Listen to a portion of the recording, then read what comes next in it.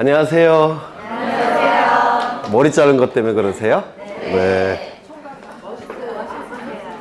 아직 젊어요, 제가. 네. 토요일 날 또 나오셔서 공부하시게 됐는데, 공부를 잘 하시는 방법 뭘까요? 즐기시는 겁니다. 그래서 열심히 하는 거 아니에요. 열심히 한다고 해서 붙는 거 아니죠. 네. 그래서 공부를 즐기시는 게 아마 공부를 잘 하시는 아마 유일한 방법인 것 같아요. 네. 재밌죠? 11월 달에 공부하신 거 안 재밌습니까? 재밌어야 되는데. 우리 공인중개사 이 과목이 법과대학 4학년 그 과목보다 양이 많아요. 그리고 법과대학 4년 중에서 소송법 빼고, 형사법 빼고, 민사법 중에서는 더 많습니다, 양이. 그래갖고 좀 굉장히 많은 양을 공부하시는데요. 재미를 갖고 하시는 게 아마 여러분 신상에 좋을 겁니다. 네.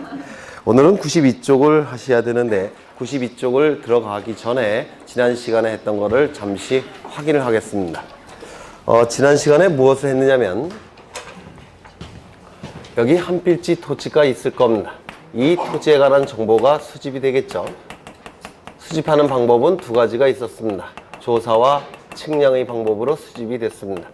이 수집된 정보는 지적공부라는 공적인 장부에 토지 표시에 관한 정보와 소유자에 관한 정보가 등록이 되고, 그리고 지적소관청에 의해서 관리가 이루어질 테고, 궁극적으로는 주권자인 국민에게 그 정보는 공시까지 이루어지게 될 겁니다. 이때 이 정보라 하면 주된 정보는 토지의 표시가 주된 정보가 될 테고, 부수적으로 소유자에 관한 정보가 수집이 될 겁니다. 소유자에 관한 정보는 이름, 주민번호, 주소에 관한 정보가 수집이 될 테고, 토지 표시에 관한 정보는 소재, 지번, 지목, 면적, 경계, 좌표에 관한 정보가 수집이 될 겁니다. 이것을 지적제도라고 부르고요. 이 지적제도에 적용되는 법률이 공간정보의 구축 및 관리에 관한 법률이 될 겁니다. 기억나시죠? 네, 정확하게 암기는 안 되셨어도 뭐 계속 반복할 거니까 흔적만 있으시면 돼요. 이때 지난 시간에 소재, 지번, 지목, 면적, 경계, 좌표에 관한 내용을 공부하셨어요. 그렇죠? 이때 이것을 한 필지 토지라고 얘기했는데 이 한 필지 토지의 성립 요건을 지난 시간에 암기한 적이 있습니다. 뭐였습니까? 지, 소, 지, 지, 축 등. 기억나십니까? 지는 뭡니까? 지번 부여지역이 동일할 것. 소는 소유자가 동일할 것. 지는 지목이 동일할 것. 지는 집안이 연속적일 것. 축은 축척이 동일할 것. 등은 등기 여부가 동일할 것. 그렇죠. 지, 소, 지, 지, 축 등 이렇게 암기하신 적이 있습니다. 한 필지 성립 요건은 뭐라고요? 지, 소, 지, 지, 축 등. 여기서 세 번째 지목이 동일할 것. 지목이 동일하다는 얘기는 먼저 지목의 개념이 뭡니까? 토지의 사용 목적을 줄여서 지목이라고 공부한 적이 있습니다. 그렇죠. 이 토지의 사용 목적이 지목인데 우리 공간정보법은 토지를 주된 용도에 따라서 28개로 구분을 했습니다. 그렇죠. 이때 이 지목이 동일하다는 얘기는 지적공부에 등록이 될 때는 하나의 지목으로만 등록할 수 있다는 겁니다. 그러면 두 가지 용도로 사용이 될 때 하나의 지목만 등록이 되는 걸 뭐라고 얘기했습니까? 일필일목의 원칙. 그러면 두 가지 용도로 사용이 될 때 두 중에서 하나를 선택해야 될 겁니다. 선택하는 방법은 뭐였죠? 주지목 추정의 원칙 또는 주용도 추정의 원칙이라고 불렀습니다. 이때 선택을 받지 못한 종된 용도의 토지가 뭐였습니까? 양입지라고 불렀습니다. 기억나십니까? 선택받지 못한 종된 용도의 토지를 양입지라고 불렀습니다. 양입지는 굉장히 자주 출제가 되는데 양입지에서 출제되는 부분은 요건과 제한이었습니다. 요건은 그림을 떠오르시면 돼요. 주된 용도의 토지의 편익을 위해 설치된 도로, 구고 등의 토지일 것. 두 번째는요. 주된 용도의 토지에 둘러싸이거나 접속된 토지로서 다른 용도로 사용되는 토지일 것. 이게 기억 안 나셔도 괜찮아요. 계속 반복할 거니까. 두 번째, 양입지가 될 수 없는 토지, 양입이 제한되는 토지. 주종관계가 깨지면 양입될 수 없다고 했죠. 주종관계가 깨지는 경우 세 가지가 있었습니다. 뭐였습니까? 첫 번째, 대지인 경우. 그렇죠. 두 번째, 10%를 초과하는 경우. 세 번째, 330제곱미터를 초과하는 경우. 이 세 가지 경우에는 양입지가 될 수 없다라고 했습니다. 기억나시죠? 네, 그 한필지 성립요건에서 양입지가 나왔고요. 그 다음에 여기서 토지의 표시는 소재부터 진행이 될 텐데 소재는 행정구역을 얘기하는 것이고 행정구역은 일개 지적소관청이 결정할 사항이 아니라고 했습니다. 그렇죠. 이 행정구역은 행정구역 명칭에 관한 법률이 따로 있습니다. 그 법률에 의해서 정해지기 때문에 지적소관청이 정할 사항이 아니라고 했습니다. 그래서 교재는 요 지번부터 나온다고 했습니다. 지번은 토지의 번호를 지번이라고 얘기했죠. 토지의 번호를 지번이라고 얘기했습니다. 기억나시죠? 이때 지번은 단식 지번과 복식 지번 두 가지가 있다고 그랬죠. 아래배아 숫자 하나로 구성된 지번을 단식 지번, 두 개로 구성된 지번을 복식 지번. 복식 지번이 주로 출제가 되는데 앞에 있는 숫자를 본래의 지번이라고 해서 본번, 뒤에 숫자를 본번에 붙은 지번이라고 해서 붙일 붙자를 써서 부번이라고 불렀습니다. 앞에는 본번, 뒤에는 부번. 가운데 다시 표시는 반드시 뭐로 읽는다고요? 의. 그렇죠. 백의오라고 읽는다고 했죠. 또한 이 지번은 임야대정 임야도에 등록이 될 때는 이 지번 앞에 아라비아 숫자 앞에 뭘 붙입니까? 임자가 아니라 산자를 붙인다고 했습니다. 뒤에 붙이는 것이 아니라 앞에 붙인다고 했습니다. 그렇죠. 그 다음에 이 지번은 북서 기번의 방식으로 결정이 됩니다. 북서 쪽에서 지번이 시작해서 어느 쪽에 끝납니까? 북의 반대인 남쪽, 서의 반대인 동쪽, 남동쪽으로 지번이 끝나게 될 겁니다. 이 지번을 처음에 부여할 때는 시도지사, 대도시장의 승인이 필요가 없습니다. 하지만 기존의 지번을 바꿀 때, 즉 변경이 이루어질 때는 이해관계인이 존재하기 때문에 이때는 시도지사, 대도시장의 승인이 필요하게 될 겁니다. 그 다음에 세 번째, 지목이 나오는데 지목은 아까 말씀드린 바대로 토지의 사용 목적을 줄여서 지목이라고 불렀습니다. 우리 공간정보법은 토지를 주된 용도에 따라서 28개로 구분했습니다. 8개는 27개 플러스 하나로 구성되어 있다고 그랬죠. 우리 사회에서 굉장히 많이 사용되고 있는 용도 27개. 여기에 포함되지 않는 것은 그 하나에 다 포함을 시킨다고 했습니다. 그 하나를 뭐라고 불렀죠? 잡종지. 그렇죠. 지목이 등록되는 지적공부는 총 4개였죠. 총 4개.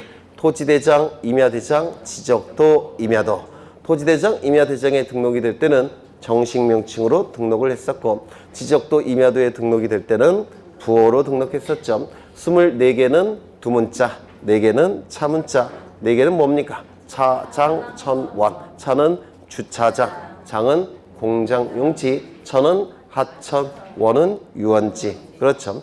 그 다음에 이 면적은 넓이를 얘기하는 거죠. 그러면 이 넓이는 면적보다 경계를 먼저 하겠습니다.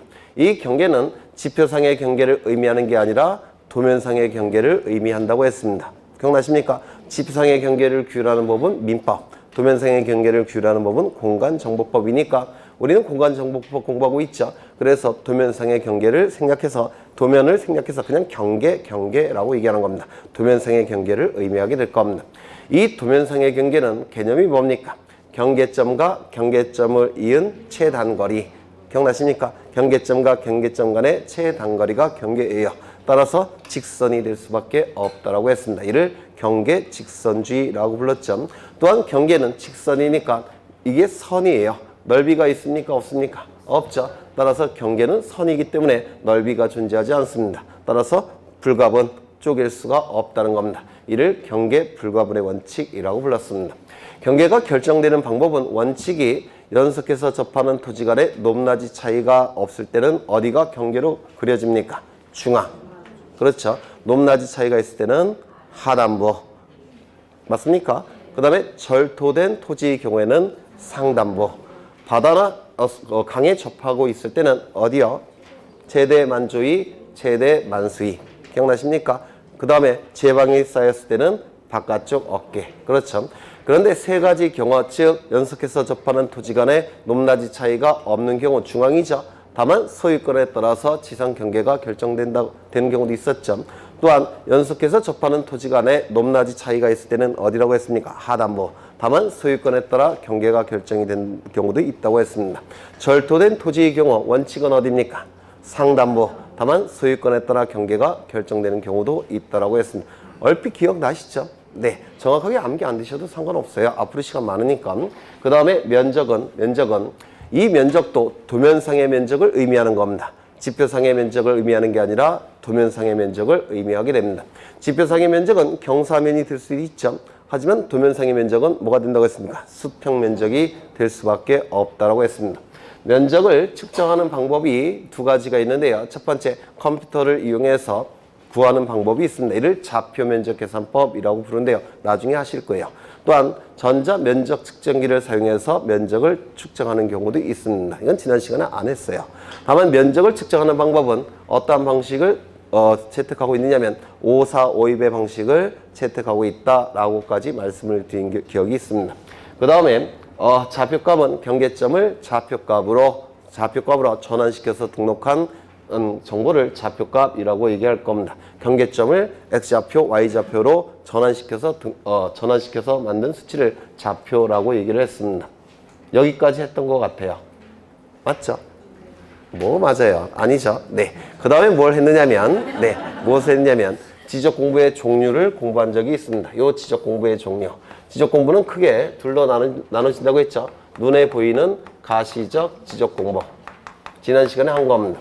이것을 컴퓨터 파일 형태로 전환시킨 것을 불가시적 지적 공부라고 불렀습니다.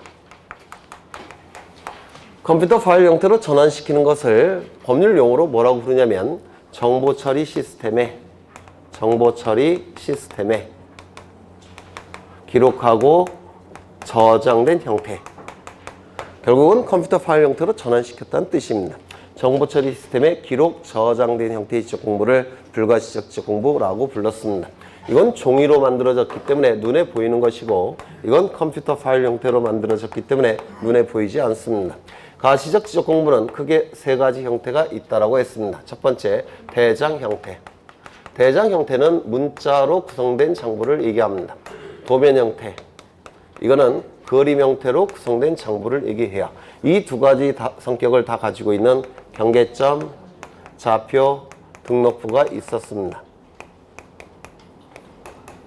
이 경계점은 경계와 경계가 만나는 점이 경계점이에요. 경계는 직선이었죠. 맞습니까? 따라서 이 경계점은 경계와 경계가 만나는 점, 직선과 직선이 만나는 점이기 때문에 그림 형태의 정보입니다. 근데 이 그림 형태의 경계점을 좌표값으로 전환시켜서 등록한 정보예요. 좌표값은 x좌표, y좌표를 얘기하겠죠. x좌표, y좌표는 숫자입니다. 숫자는 문자의 일종이에요. 따라서 문자 형태로 등록한 정보입니다. 이건 뭡니까? 도면. 요거는요, 대장. 따라서 이 경계점 좌표값은 이 도면의 내용을 대장의 형태로 등록한 장부다라고 얘기합니다. 따라서 두 가지 성격을 다 갖고 있는 중간적 성격의 장부다라고 얘기를 했습니다. 이 대장 형태의 장부는 네 가지가 있었죠. 토지 대장, 그리고 임야 대장, 그리고 공유지 연명부, 그리고 대지권 등록부. 이 중에서 이 두 가지 장부가 지적 공부 중에서 가장 많은 내용을 담고 있는 가장 완전한 형태의 장부다라고 얘기를 합니다. 이 두 가지는 특수한 토지에 관한 정보를 담고 있는 장부에 불과합니다. 그래서 모든 토지마다 존재하는 건 아니에요. 특수한 토지에서만 존재하게 될 겁니다. 이 토지대장에 등록된 토지들의 모양을 표현하기 위해서 그림 형태로 만든 장부가 있죠. 뭡니까? 지적도. 그래서 이건 한 세트로 움직이는 겁니다. 세트로. 그 다음에 임야대장에 등록된 토지들의 모양을 표현하기 위해서 그림 형태로 만든 장부가 있죠. 임야도. 이것도 한 세트로 움직이는 겁니다. 그래서 총 가시적 지적 공부는 7가지가 있다라고 했습니다. 요거 자체로 출제합니다. 요거 자체로. 그래서 대장 형태는 4가지. 토대, 임대, 공유지 연명부, 대지권 등록부. 도면 형태 2가지. 지적도, 임야도. 2가지 성격을 다 가지고 있는 경계점, 좌표, 등록부. 지난 시간에 무엇을 했느냐면요. 이러한 각각의 지적 공부에 등록되는 내용은 무엇인가? 이게 2문제가 출제가 돼요. 그래서 지난 시간에 요것까지 공부한 적이 있어요. 먼저 이 소재 집어는 모든 지적 공부에 다 등록을 한다고 했는데 기억나십니까? 이 지적 공부는 어느 행정구역에 있는 몇 번지 토지에 대한 지적 공부라는 것을 소재 지번으로 표현을 합니다. 따라서 이름표 역할을 하게 돼요.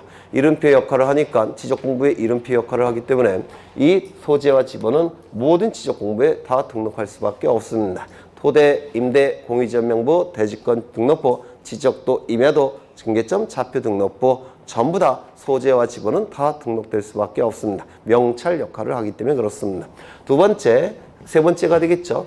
요 지목이 등록되는 지적 공부는 총 4개였죠.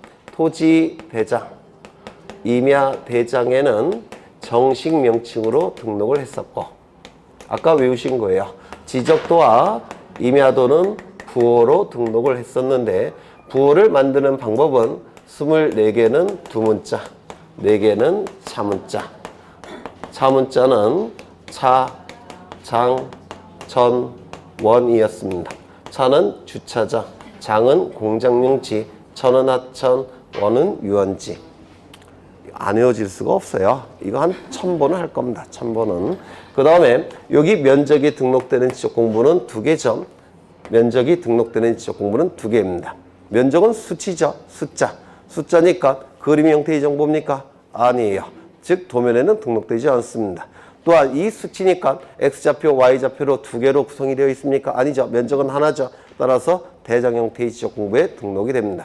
대장 형태의 지적 공부 중에서 공유지역명부와 대지권 등록부는 특수한 토지에 관한 정보만을 담고 있습니다. 따라서 공유지역명부, 대지권 등록부에는 등록되지 않습니다.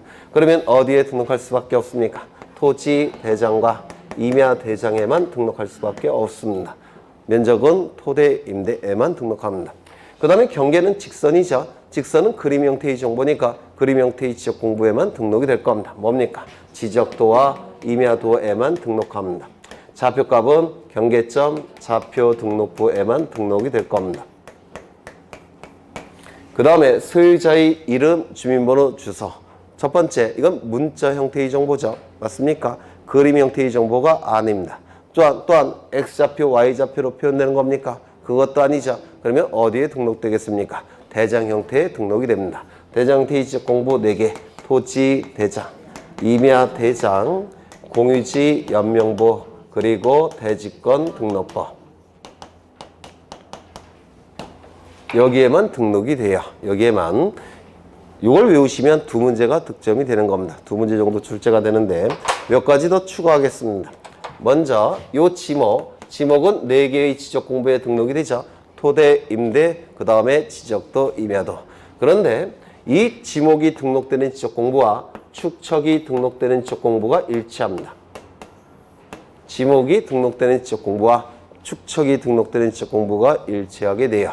그래서 축척도 4개의 지적 공부에만 등록이 됩니다. 뭐겠습니까? 토지대장, 임야대장, 지적도, 임야도. 요 4개의 지적 공부에 축척이 등록이 됩니다. 축척은 축소, 척, 비율이라고 했죠. 축소 비율을 축척이라고 불렀습니다. 그래서 이거 이렇게 외우시면 돼요. 축지법. 축지법이 뭔지 아세요? 여러분 다 합격하시면 제가 합격자 모임에서 축지법을 시연해 보겠습니다. 네, 축지법. 축척, 지목. 그렇죠. 그 다음에 몇 가지 더 외워두시면 좋겠는데요. 뭐가 있느냐면 공유지분이 등록되는 지적 공부가 출제가 됩니다. 공유지분. 공유지분이 뭔지는 나중에 민법에서 공부하실 겁니다. 민법에서 공유지분 소유권 비율이라고도 부르는데요. 이 공유지분은 공유라는 문구가 있으니까 공유지 연명부에 등록이 됩니다. 또한 대지권 등록부에도 등록이 돼요. 공유지분이라는 게 지금 공유지분이 뭔지 잘 모르실 거예요. 민법에서 공부를 하실 겁니다. 그 다음에 대지권 비율이라는 것도 있는데 이 대지권 비율이라는 개념도 민법에서 공부하실 겁니다. 물론 우리 등기법에서도 조금 합니다. 이 대지권 비율은 요 문구가 있죠. 어디에만 등록되겠습니까? 대지권 등록부에만 등록합니다. 다른 데는 등록하지 않아요. 그래서 요 정도 외우시면 2문제가 출제가 되는데 2문제를 득점하실 수가 있습니다. 외우시게 될 거예요. 못 외우실 수는 없습니다. 네, 10번 이상 할 거니까 10번이 뭐예요? 한 30번 이상 할 겁니다. 아마도. 네. 지난 시간에 이거를 했었습니다. 그렇죠. 네. 그 다음에 이제 오늘 어디를 시작할 거냐면 토지 이동 여기부터 볼 겁니다. 토지 이동.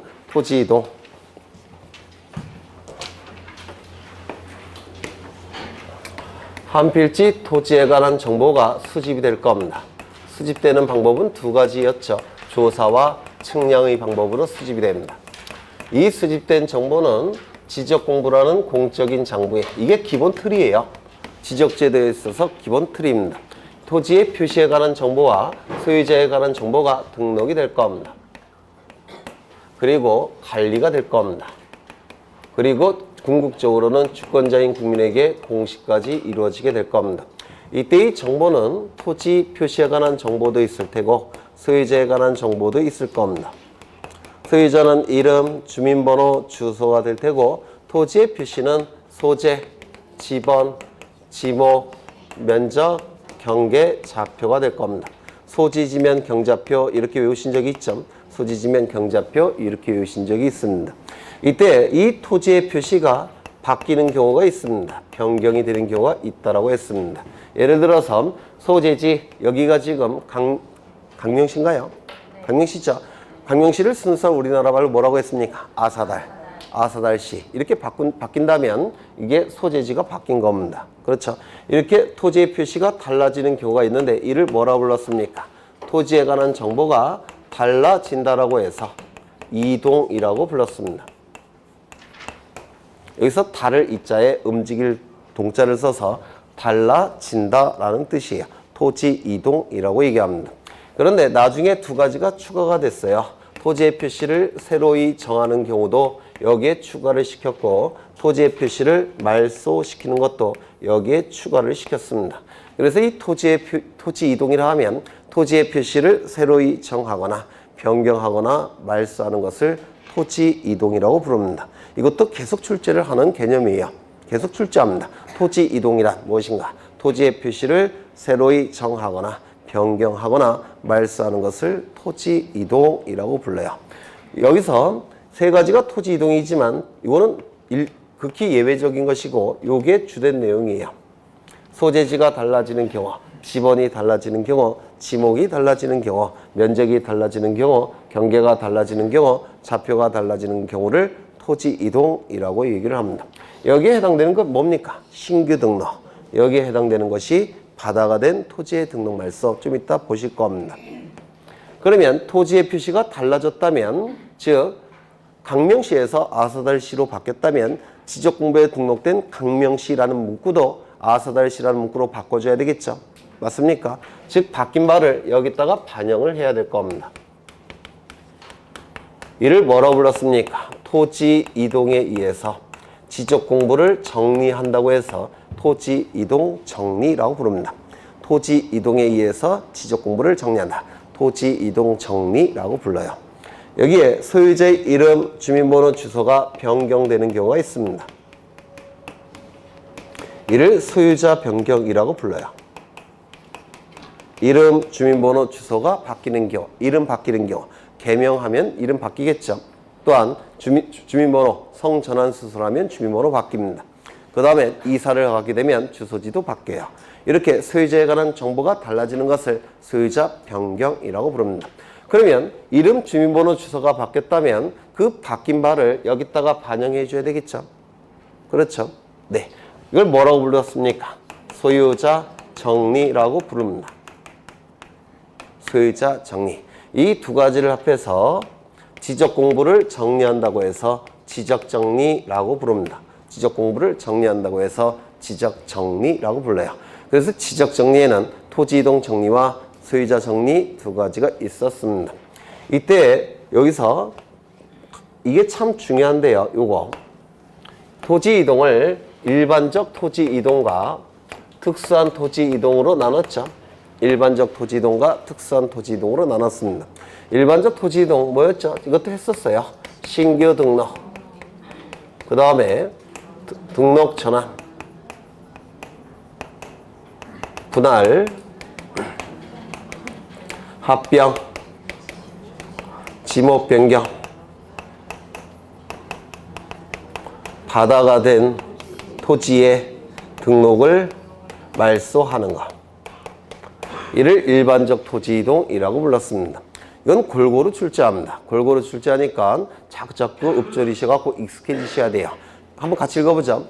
지난 시간에 했던 거예요. 네, 읽어보겠습니다. 신규 등록, 등록 전환, 분할, 합병, 지목 변경, 바다가 된 토지의 등록 말소. 그래서 공간정보법 교재를 읽으실 때 계속 반복되는 용어들이에요. 네. 그 다음에 이 일반적 토지 이동은 공통점이 토지 자체의 변화가 나타나서 지적 공부를 바꿔줄 때 일반적 토지 이동이라고 불렀습니다. 특수한 토지 이동도 있었죠. 어떻게 외웠습니까? 등, 축, 지, 토, 행 이렇게 외우신 적이 있어요. 등은 등록상 정정, 축은 축척 변경, 지는 지번 변경, 토는 토지의 표시 방법 변경, 행은 행정구역의 변경 또는 명칭 변경. 그래서 이렇게 외우신 적이 있습니다. 등축, 지, 토, 행. 그렇죠. 그래서 지난 시간에는 말로서 설명을 드렸는데 오늘은 그림으로서 다시 한번 이 내용들을 설명을 드릴 겁니다. 그렇죠. 네. 그럼 이제 여기부터 보겠다는 겁니다. 이것부터 볼 겁니다. 이걸 보시기 전에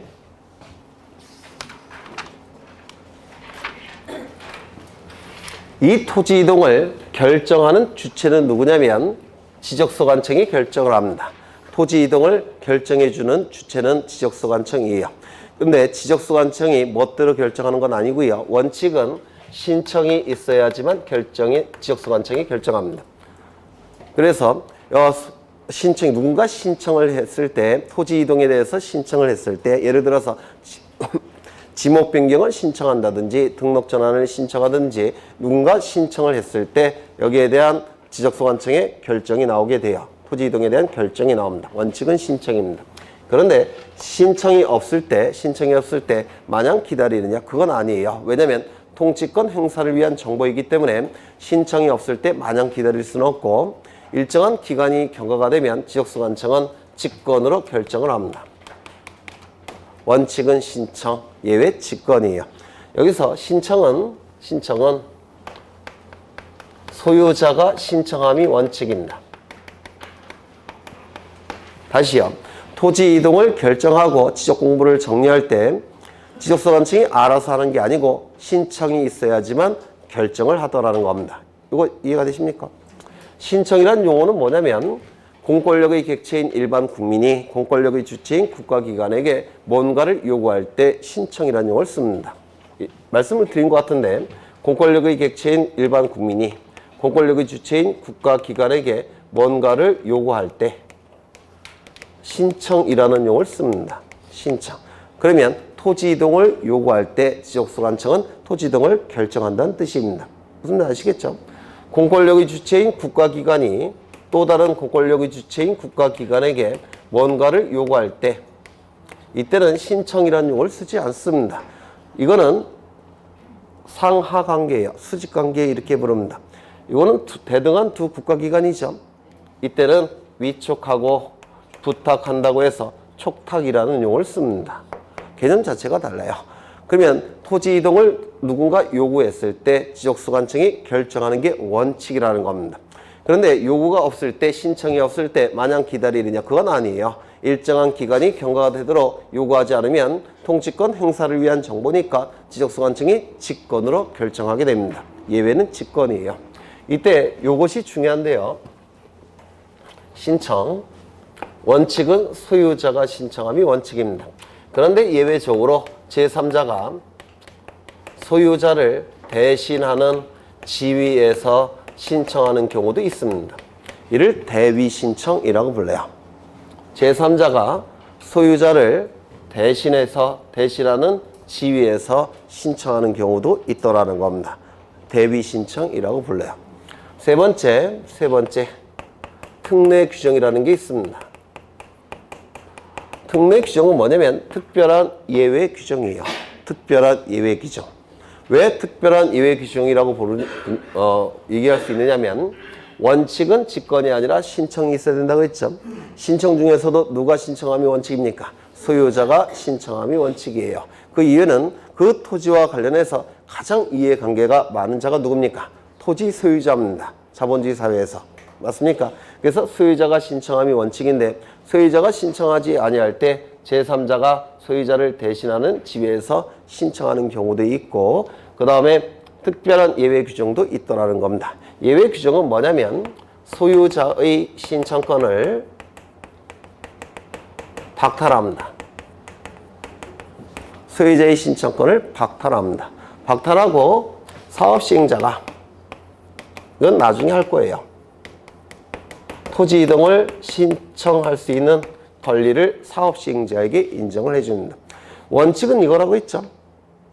그런데 원칙에 의한 소유자의 신청권을 박탈하고 있으니까 이건 특별한 예외 규정이라고 부릅니다.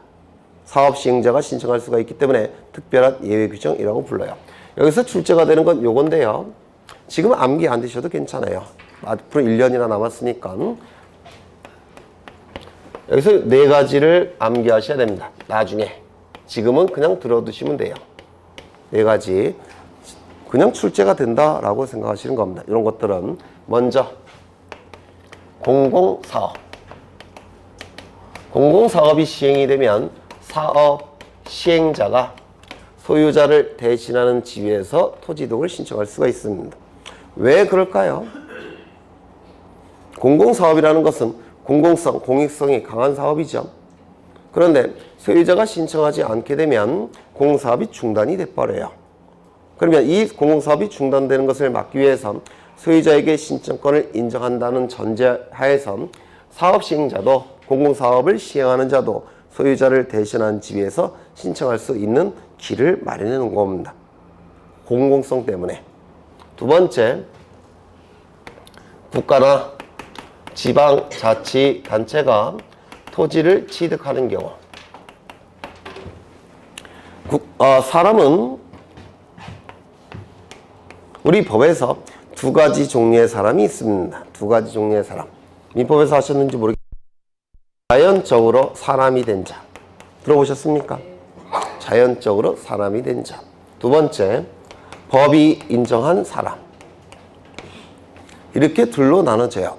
자연인은 자연적으로 사람이 된 자, 즉 어머니 뱃속에서 10달 동안 생명체로 존재하다가 자연적으로 사람이 된 자, 자연인 이렇게 부릅니다. 여러분, 저. 그렇죠. 법이 인정한 사람. 삼성전자, 현대건설 이런 것들을 얘기하는 겁니다. 그런데 이 자연인은 팔다리가 있습니까? 팔다리가 있죠. 그래서 이 팔다리를 가지고 각종 기능을 뭔가를 할 수가 있습니다. 근데 이 법인은 팔다리가 있을까요? 없을까요? 팔다리가 없습니다. 따라서 팔다리 역할을 하는 자가 필요합니다. 그 팔다리 역할을 하는 자를 대표자라고 부릅니다. 삼성전자의 대표이사, 현대건설의 대표이사, 그 자들을 얘기해요. 대표자, 대표기관이라고 부릅니다.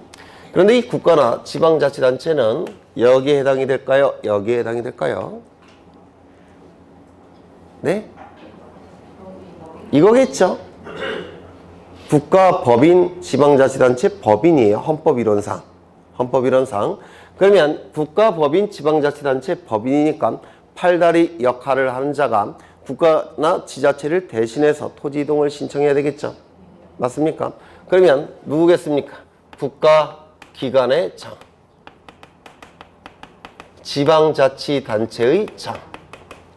국가기관의 장이나 지자체의 장이 국가나 지자체를 대신하는 지위에서 토지 이동을 신청하는 겁니다. 일단 2가지 외워보죠. 첫 번째, 공공사업. 두 번째, 국가나 지자체가 취득하는 경우. 세 번째. 주택법에 따른 공동주택의 부지가 되는 경우. 아파트 같은 경우를 얘기해요. 아파트 같은 경우. 여기 아파트가 이렇게 있습니다. 이게 공동주택이죠. 공법 시간에 공부하실 겁니다. 이게 뭡니까? 아파트 부지. 그렇죠. 아파트 부지. 이때는 누가 신청을 대신할 수가 있냐면 소유자를 대신해서 관리인이 대신할 수가 있습니다. 민법에서 공부하실 겁니다. 이것도. 우리 공시법령은 민법을 기초 지식으로 삼습니다. 민법을 아셔야지만 이게 진행이 돼요. 민법에서 하실 겁니다. 관리인. 아파트가 들어서 있는 경우는 관리인. 그 다음에 아파트가 들어서기 전 단계가 있겠죠. 아파트가 아직 올라가기 전 단계. 이때는 사업시행자. 얘네가 소유자를 대신해서 신청하게 돼요. 여기까지 한번 외워보죠. 첫 번째 뭡니까? 공공주택, 아니요, 공공사업. 두 번째요, 국가나 지자체가 취득하는 경우. 세 번째는 공동주택의 부지, 아파트 부지. 네 번째, 채권자. 요 네 가지가 대위 신청 권한이 있는 자입니다. 채권자. 소유자가 채무자일 때 채무자인 소유자를 대신해서 채권자는 대신 신청할 수가 있습니다. 단골로 출제가 되는 것들입니다. 아직은 좀 어려우세요. 그런데 흔적만 남겨두시면 돼요. 흔적만 다시 한번 읽어보죠. 첫 번째 공공사업, 두 번째 국가나 지자체, 세 번째 공동주택의 부지, 네 번째 채권자. 이러한 자들은 소유자를 대신하는 지위에서 토지 이동을 신청할 수가 있습니다. 단골로 출제가 되는 거고요. 이제 요거부터 하나씩 보겠다는 겁니다. 요거부터.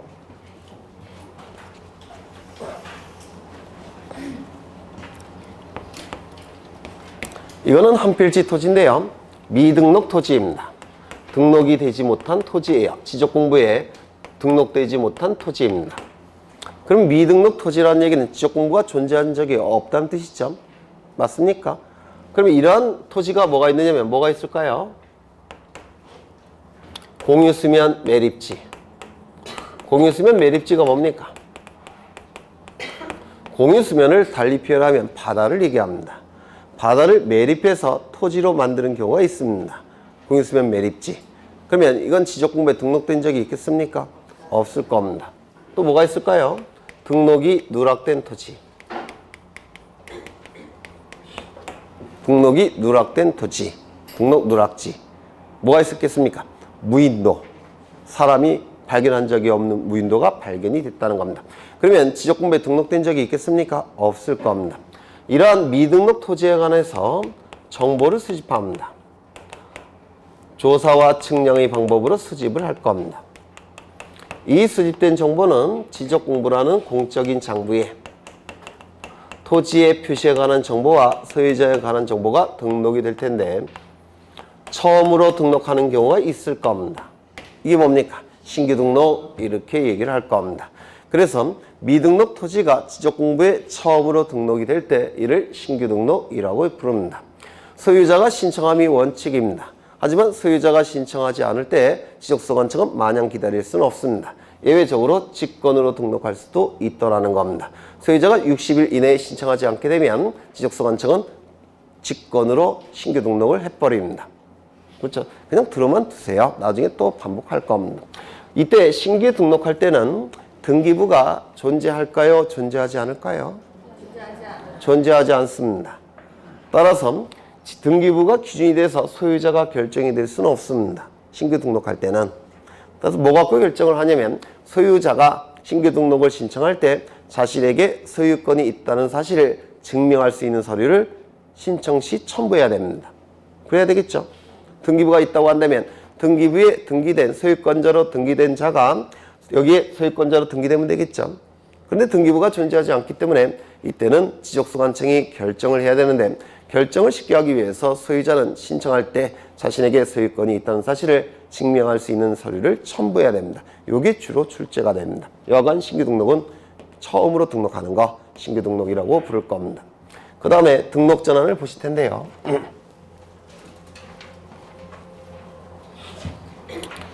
지적공부 중에서 토지 대장과 지적도는 하나의 세트라고 말씀드렸습니다. 토지 대장에 등록된 토지들의 경계를 표현하기 위해서 그림 형태로 만든 장부가 지적도라고 불렀죠. 그 다음에 임야 대장과 무엇이 세트입니까? 임야도가 세트가 될 겁니다. 그런데 토지를 이 두 개의 이쪽 장부에도 등록하고 이쪽 장부에도 등록하는데 등록하는 기준이 뭐라고 했는지 기억 혹시 나십니까? 어떤 토지는 이쪽에 등록하고 어떤 토지는 이쪽에 등록하는지 말씀드린 적이 있어요. 뭐냐면 우리 사회에서 거래가 활발히 이루어지는 토지들, 거래가 활발히 이루어지기 때문에 효율성도 높일 필요가 있고 효율적 관리의 필요성이 있는 토지들, 그것들은 여기다 등록합니다. 거래가 활발히 이루어져서 효율적 관리와 효율성을 높일 필요가 있는 토지는 이쪽에 등록합니다. 토지대장 지적도에 등록하게 돼요. 거래가 활발히 이루어지지 않는 토지들, 따라서 효율성을 높일 필요도 없고 지적소관청이 효율적으로 관리할 필요가 없는 토지들, 그것들은 이쪽에 등록합니다. 이렇게 둘로 나눠서 등록하는데요. 무엇이 기준이 되느냐면 지목이 기준이 됩니다. 지목이. 그래서 여기에 등록되는 토지가 18개의 지목이고 이쪽에 등록되는 토지가 10개의 지목입니다. 이렇게 나눠서 등록합니다. 지목은 28개가 있다고 그랬죠. 28개 중에서 18개는 이쪽에 토대와 지적도에, 나머지 10개는 임야대장, 임야도에 등록하게 됩니다. 이걸 외울까요? 이걸 외울까요? 네? 안 외우셔도 되긴 하는데요. 잘하시는 분들은 다 외우시더라고요. 이게 직접적으로 출제되지 않으니까 안 외우셔도 되긴 해요. 네. 이게 뭐가 있느냐면 철, 제, 천, 구, 유, 수, 묘, 목, 도, 임. 지목의 부호입니다. 지목이 부호가 있다고 그랬죠? 네. 지목의 부호예요. 요 10개의 지목은 임야대장, 임야도에 등록해서 관리합니다. 뭐겠습니까? 철도용지. 거래가 잘 될까요? 사용수익 처분해야 되는데 철도용지는 소유자가 사용수익할 수 있습니까? 철도공사가 사용하겠죠. 그렇죠. 거래가 잘 안 돼요. 제방. 이거 거래가 되겠습니까? 안 돼요. 하천. 이것도 거래가 잘 안 됩니다. 농업용수로 사용하고 그 다음에 생활용수, 공업용수로 사용되기 때문에 소유자가 독점적으로 사용할 수가 없습니다. 거래가 잘 안 돼요. 이거는요. 국어, 또랑을 얘기합니다. 또랑. 작은 하천. 또랑, 국어. 그 다음에 유지, 수도용지. 이런 것들은 거래가 잘 안 됩니다. 뭘까요? 묘, 묘지, 묘지. 요거는요. 목장용지입니다. 목장용지. 목장용지도 이게 규모가 너무 커서 거래가 잘 안 됩니다. 목장용지, 도로, 임야. 요 10개의 지목은 거래가 잘 안 됩니다. 효율성을 높일 필요가 없어요. 따라서 지적소관청이 효율적으로 관리할 필요도 없습니다. 그래서 이거는 이쪽에 등록합니다. 그런데 여기 한 필지 토지가 존재하는데 이 토지의 지목이 이거이더라는 겁니다. 이 10개 중에 하나예요. 10개 중에 이쪽에 있는 지목입니다. 이 토지가. 그러면 어디에 등록되겠습니까? 네? 임야대장과 임야도에 등록이 될 겁니다. 맞습니까? 토지의 표시와 소유자가 임야대장, 임야도에 등록된 상태가 될 겁니다. 그런데 이쪽의 지목으로 바뀌었다는 겁니다. 이쪽에서 이쪽으로 바뀌었다는 겁니다. 지목이 바뀔 수가 있어요. 그러면 더 이상 여기에 등록할 수 있습니까? 없겠죠. 이쪽에 옮겨서 등록해야 되겠죠. 그래서 이 토지에 관한 정보가 토지대장과 지적도에 옮겨서 등록을 하겠다는 겁니다. 이를 등록이 전환됐다라고 표현합니다. 임야대장, 임야도에 등록된 토지를 토지대장, 지적도에 옮겨서 등록하는 것, 이를 등록 전환이라고 불러요. 그러면 이 등록 전환 제도가 왜 만들어졌느냐? 두 가지 이유 때문에 만들어졌습니다. 첫 번째, 어느 쪽에서 관리하는 것이 토지를 효율적으로 관리하게 됩니까? 네? 이쪽이죠. 맞습니까? 어느 쪽에서 등록해서 관리하는 것이 토지의 효율성을 높일 수가 있습니까? 아래쪽이겠죠. 맞습니까? 따라서 등록전환 제도가 만들어진 취지는 토지의 효율성을 높이기 위해서 또는 효율적 관리를 위해서 이 등록전환 제도가 만들어진 겁니다. 이쪽에서 등록해서 관리하는 것이 효율적 관리가 좀 더 수월해집니다. 맞습니까? 아니에요. 그렇겠죠? 네. 두 번째. 요 임야대장, 임야도와 토지대장, 지적도 축척이 등록이 될 텐데요. 축척. 어느 것이 대축척이고 어느 것이 소축척이겠습니까? 요거는 보통이요. 6,000분의 1입니다. 축척이. 이것은 보통 축척이 600분의 1 내지는 1200분의 1이에요. 그러면 어느 것이 대축척이고 어느 것이 소축척입니까? 이쪽이 소축척, 이쪽이 대축척. 그래서 등록전환은 축척의 변화를 수반합니다. 그러면 공시 기능이 어느 쪽이 더 높겠습니까? 이쪽이 더 높겠죠? 맞습니까? 어느 것이 더 정밀하겠습니까? 이쪽이 더 정밀하겠죠? 그렇죠. 두 번째, 도면의 정밀도를 높이기 위해서 등록전환 제도가 만들어진 겁니다. 그래서 효율성을 높이기 위해서, 정밀도를 높이기 위해서 이 등록전환 제도가 만들어진 겁니다. 그렇겠죠? 그렇죠. 여기서 몇 가지 기억하셔야 될 게 있는데, 첫 번째, 이 등록전환 제도는 지목의 변경을 수반합니까? 네, 수반하죠. 이쪽 지목에서 이쪽 지목으로 바뀔 때 뭐가 나타납니까? 등록 전환이 나타나는 겁니다. 맞습니까? 그런데 예외적으로 등록 전환이 지목 변경이 수반되지 않는 등록 전환이 세 가지가 있습니다. 이건 나중에 외우실 거예요. 세 가지. 원칙은 지목 변경을 수반하지만 지목 변경을 수반하지 않는 경우가 세 가지가 있습니다.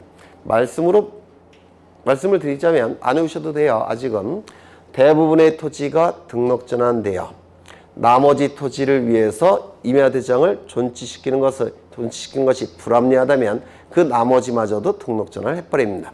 지목 변경 없이. 다시요.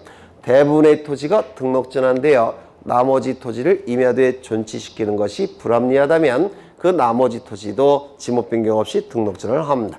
다음 순환의 그림으로 설명을 드릴 거예요.